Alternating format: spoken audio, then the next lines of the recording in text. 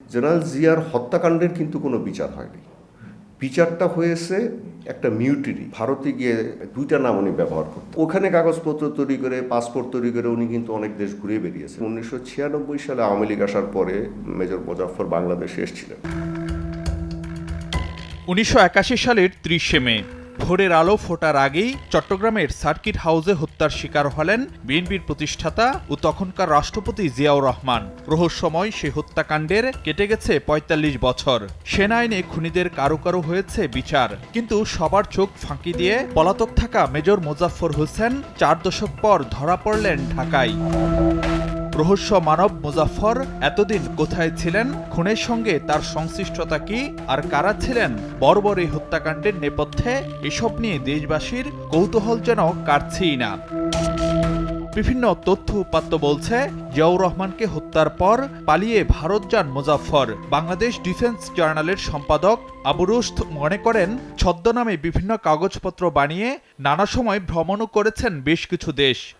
ভোগান্তি ভুলে চলে আসুন রিগালে। ওয়ারেন্টি সহ স্টাইলিশ কালেকশন নিয়ে রেডি রিগাল ফার্নিচার। ভারতে গিয়ে উনি নাম নেয় বিপ্লব সরকার, আবার আরেকবার নাম নেয় জয় ব্যানার্জি নামে। দুইটা নাম উনি ব্যবহার করেন এবং সেইভাবে কাগজপত্র তৈরি করেন ভারতে। ওখানে কাগজপত্র তৈরি করে, পাসপোর্ট তৈরি করে উনি কিন্তু অনেক দেশ ঘুরে বেরিয়েছেন। উনি কাতারে গেছেন, মধ্যপ্রাচ্যে গেছেন।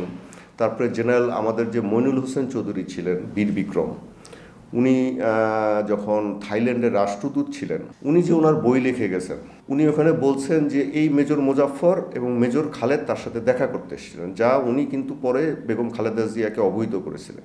1996 সালে দেশে আসার পরও ছদ্ম পরিচয় ব্যবহার করতেন মেজর মোজাফফর, এমন তথ্য দিলেন প্রতিরক্ষা বিষয়ক সাংবাদিক আবু রুশদ।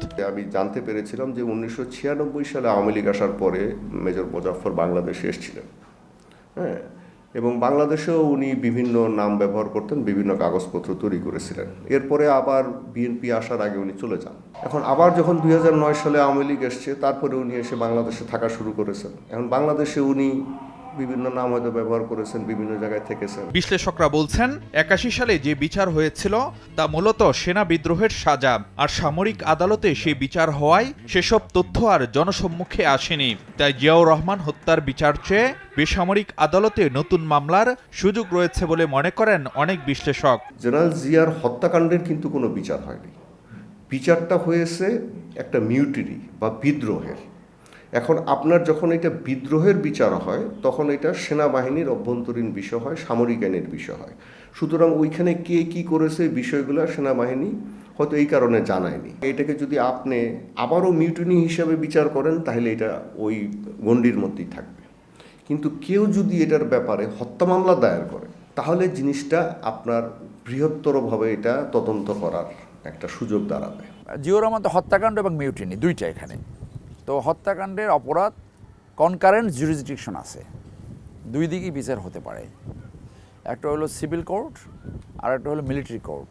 সো এইটা সরকার সিদ্ধান্ত নেবে তার বিচার কোথায় হবে। বিশ্লেষকরা বলছেন, মোজাফফর হোসেনকে জিজ্ঞাসাবাদের মাধ্যমে অনেক তথ্যই জানার সুযোগ সামনে এসেছে।